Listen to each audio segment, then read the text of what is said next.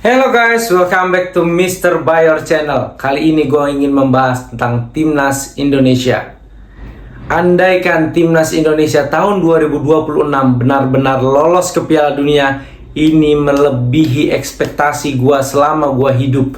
Gue tidak pernah mengekspektasikan Timnas Indonesia akan lolos ke Piala Dunia. Bahkan berbicara di level Asia pun, gue sudah sangat senang. Tapi inilah sepak bola. Kalau boleh gue sedikit flashback ke belakang, gue mulai menonton Timnas Indonesia tahun 2004. Ketika itu Boa Salosa baru pertama kali muncul ke permukaan. Permainannya begitu luar biasa di Piala Tiger. Tapi lagi-lagi kita gagal membawa pulang gelar juara. Lalu setelah itu di tahun 2007 kita diberikan kesempatan untuk menjadi tuan rumah berempat dengan negara ASEAN yang lain, dan kita berhasil mengalahkan Bahrain yang begitu fenomenal lewat gol Budi Sudarsono dan Bambang Pamungkas. Namun ketika itu kita gagal lolos ke babak berikutnya karena kita kalah melawan Arab Saudi. Dan pada saat itu gue tidak akan pernah lupa, gue sempat menyalahkan Bapak Ismet Sofyan karena pelanggarannya yang tidak penting membuat free kick untuk Arab Saudi, dan mereka dengan tinggi badan yang menjulang berhasil membobol gawang Indonesia. Tapi itulah sepak bola. Setelah itu kita meraih gelar pertama di kejuaraan Piala Kemerdekaan. Itu pun bukan murni karena kemampuan kita, tapi lawan kita mundur di babak kedua karena isu adanya pemukulan oleh oknum dari tim kita kepada tim mereka. Gua bangga? Tentu tidak. Gua tidak pernah menganggap itu sebagai gelar bagi Timnas Indonesia. Gua selalu menganggap Timnas Indonesia belum memiliki gelar apapun sampai saat ini. Untuk Timnas senior ya. Lalu pada tahun 2010 mimpi itu kembali terwujud. Mimpi itu kembali terbentuk. Kita berhasil membantai Malaysia 5 gol di Gelora Bung Karno. Tapi ketika seluruh fans sepak bola sudah mulai bersatu, bahkan terjadi football fever atau demam sepak bola pada saat itu, semua mata tertuju pada Timnas Indonesia.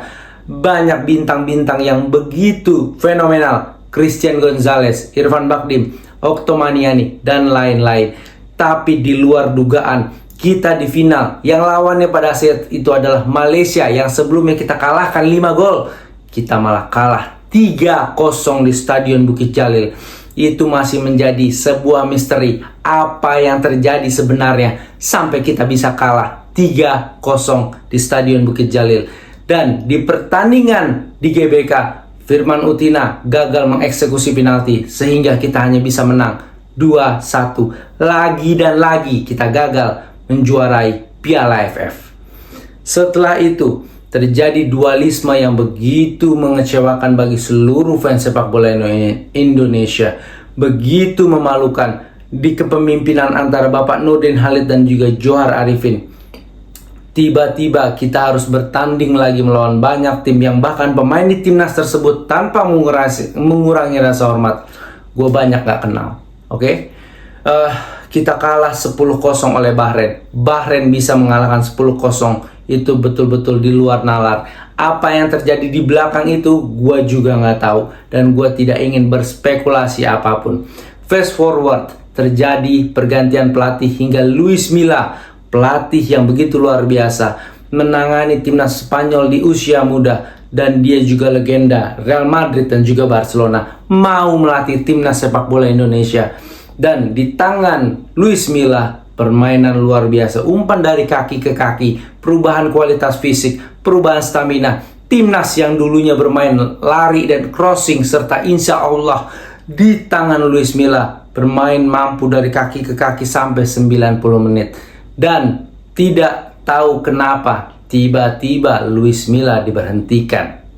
Setelah itu ditangani oleh Simon McManamy. Dan disitulah mulai kehancuran bagi Timnas Indonesia. Sehingga tidak lama Simon McManamy akhirnya dipecat dan digantikan oleh sang legenda, sang nama yang selalu akan kita ingat selamanya, Coach Sintayong. Datang dengan profil yang begitu luar biasa, pernah menangani Korea Selatan di Piala Dunia, bahkan pernah mengalahkan Jerman 2 gol tanpa balas ketika saat itu. Coach Sintayong datang ke sini tanpa hingar-bingar, tanpa sambutan yang meriah, tapi dia bisa membuktikan 2 hal yang dia lakukan: memotong generasi dan sabar. Kalian bayangin, kualitas pelatih tim nasional masih harus mengajarkan passing dan juga fisik.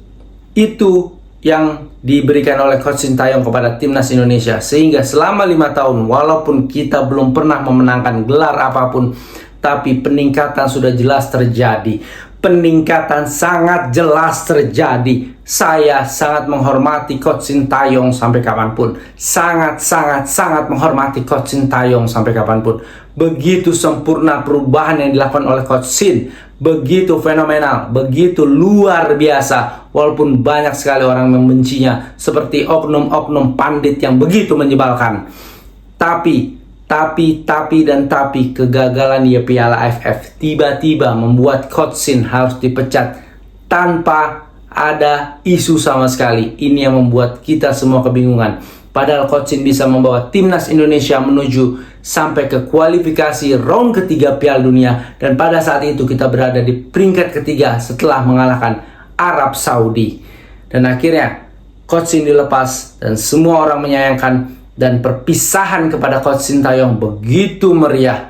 Namun di pihak PSSI banyak sekali klarifikasi dan sama sekali tidak menjawab apa isu yang sebenarnya terjadi.